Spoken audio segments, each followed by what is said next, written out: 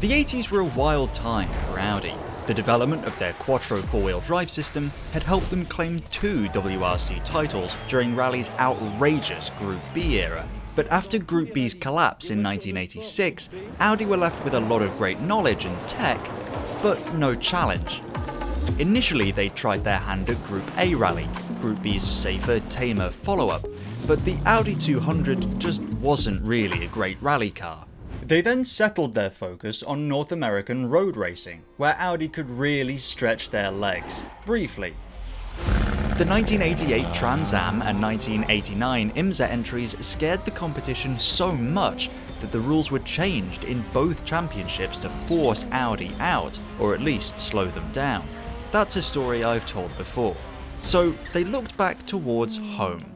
The Deutsche Tourenwagen Meisterschaft had been Germany's premier touring car series since 1984. But Audi, undeniably one of the country's biggest motorsport names by this point, had been conspicuously absent from the competition, focusing much more on their aforementioned rally and North American endeavours. If their record in WRC, Trans Am and IMSA were anything to go by, DTM's big teams were in for a shock.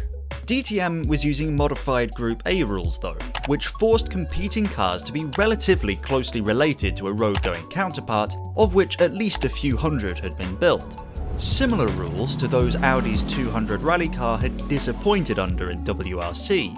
Unfortunately though, they actually weren't similar enough for Audi, as DTM strayed from the established Group A rules by banning turbos after 1989. This punished Ford's very successful Sierra RS 500 and prevented Audi from using their beloved turbocharged 2.1-litre inline 5 that had brought them so much glory. If Audi were going to have a chance of beating the entrenched DTM forces of BMW and Mercedes, they were going to need to rethink their strategy. Step 1 was to work out which of their road cars would make the best touring car. This step mattered because unlike Group B and IMSA, their racing car would need to remain mechanically similar to whichever car they decided to use, including the engine. Race cars usually aim to be light, nimble, powerful and precise. And with that in mind, Audi, a very experienced motorsport brand, decided to go racing with this absolute barge. Introduced in 1988, the Audi V8 was the company's flagship executive saloon, filling the spot in their lineup occupied today by the A8. I like the A8. It wouldn't be my first choice for a hot lap. Nevertheless, turning 3-box executive saloons into rocket ships on the track was something Audi had made good on in North America, so perhaps it wasn't as mad as it seemed. The V8 was, as Audi is known for, basically just a bigger and better equipped version of the Audi 80 and 100. But of course, as the name betrayed, it had a naturally aspirated V8 under the bonnet, which in a championship now without turbos could make all the difference against their predominantly 4-cylinder rivals. The V8 from the road car was tuned up, with its first incarnation producing just under 420 horsepower, significantly more than the approximately 330 horsepower produced by BMW and Mercedes inline 4s. This power wasn't pure advantage though. As Audi's signature technology, they retained the Quattro four-wheel drive system, making the car overweight by around 200 kilograms. They had slimmed the yacht down, but not all the way. The bet was that four-wheel drive would prove to be as consequential an advantage as it had been across the Atlantic. The car was ready for the 1990 DTM season. DTM weekends are different to other motorsport series as each track hosts 2 55-minute races, one on Saturday and one on Sunday, each with their own qualifying sessions a few hours before lights out. And similar to the model Super GT would adopt in the late 90s, on-the-fly weight penalties could be applied to keep racing close. Entertaining racing was the goal. One team was running Audis, Schmidt Motorsport, or SMS, with drivers Hans Stuck, Walter Röhrl and Frank Jelinski. Round 1 was hosted at Zolder, where SMS's single-car entry in the hands of Stuck was hit from behind in the opening stages of Race 1, being forced early to the pits, which compromised his race. He recovered to 14th place, but it was not the start they'd wanted, especially given only the top 10 finishers received points. Luckily, they had another chance the following day. Race 2 was much better for Stuck, who managed a podium finish behind two of AMG's 190E Evo cars. The next couple of events were more of the same, with a second place finish at the second race in Hockenheim and a Nürburgring weekend compromised by an accident. But then SMS turned a corner. In round 4, Hans Stuck took victory in both races at Avers, beating the strong BMW team twice in a row. Audi had finally arrived. Round 5 was a write-off, but Stuck went back to his winning ways in Wunstorf, winning both races yet again. The rest of the season was more of a mixed bag, with weekends seeing wild swings in performance. Stuck did manage to win race 1 at Norrisring and later race 2 on the Nürburgring GP circuit. In the final round, SMS took the pressure off Stuck a touch by adding 2 extra cars, driven by Roll and Jelinski. They locked out the podium, not just once, but in both races that weekend, denying the very best of BMW and Mercedes any trophies for their efforts. The final race had seen disaster for championship contender Johnny Cecotto driving for BMW, who was spun around by none other than Michael Schumacher, handing championship victory to SMS driver Hans Stuck, who had competed alone for the majority of the season with an unproven car, only to take championship victory. This was a huge win for Audi, who are now masters of motorsport disruption. The sky was the limit. During the 1990 season, though I can't pinpoint exactly when, Audi fiddled with the engine and pushed the car from just under 420 horsepower to around 460.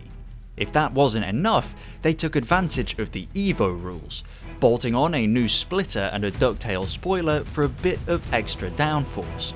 If Audi hadn't put on a strong enough showing the year before, a full season, multi-car entry where all the cars had 10% more power and extra downforce was almost overkill. BMW and Mercedes barely changed their cars at all from the end of 1990. In addition, SMS were no longer the only team running the V8 Quattro, with Audi Zentrum Reutlingen, or AZR for short, joining the fray with drivers Frank Biela and Hubert Haupt, while SMS retained defending champion Hans Stuck and Frank Jelinski. The opening round saw BMW come out swinging, with Cecotto winning both races at Zolder, while Audis managed second and third in the second race. The next round was more of the same, with all 4 Audis appearing to be somewhat in no man's land.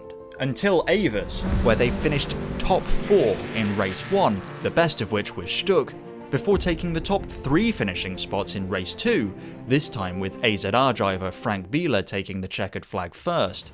Only a fire for the second AZR car prevented a second front 4 lockout in a row. After this dominant showing, all the Audis tumbled back down the order at Wunstorf before Stuck took another win at Norrisring Race 2. The sudden swings in Audi's performance race to race gave rise to the sandbagging theories, whereby Audi wasn't racing to be the fastest, but playing a longer game, avoiding weight penalties and playing as a team. They certainly seemed to have the right car to secure the wins when needed, though motorsport can never really be such an exact science. Stuck won again in race 1 at Defaults and again in race 2 at Singen, where race 1 had been won by Biela, who then opened the taps and showed what the V8 could really do in the final 2 races at Hockenheim, which he won convincingly. If the sandbagging theory sounds outlandish to you, know that both those races saw Audi emerge from the mid-pack to take full podium sweeps at both races that weekend. Take that as you will. Regardless of Audi's methods, they had played DTM like a fiddle, securing AZR driver Frank Biela championship victory, Audi's second in a row.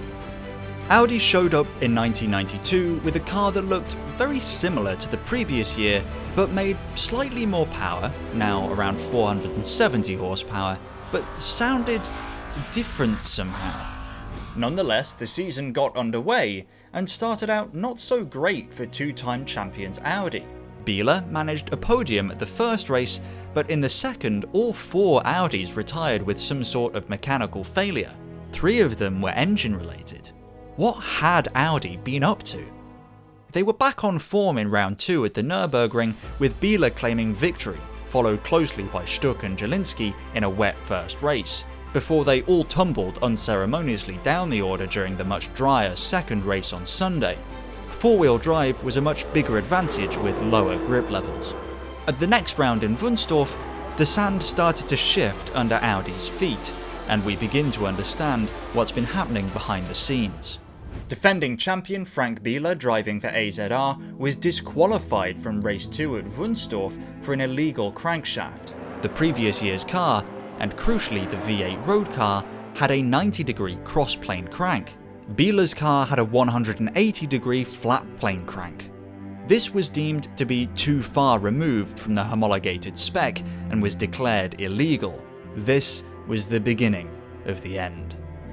The team plodded on for a couple of rounds, presumably reverting to the previous year's engine, before throwing in the towel halfway through the season. Audi felt the decision had been unfair and that they'd been singled out by rulemakers. For all their many successes, Audi sure were sore losers.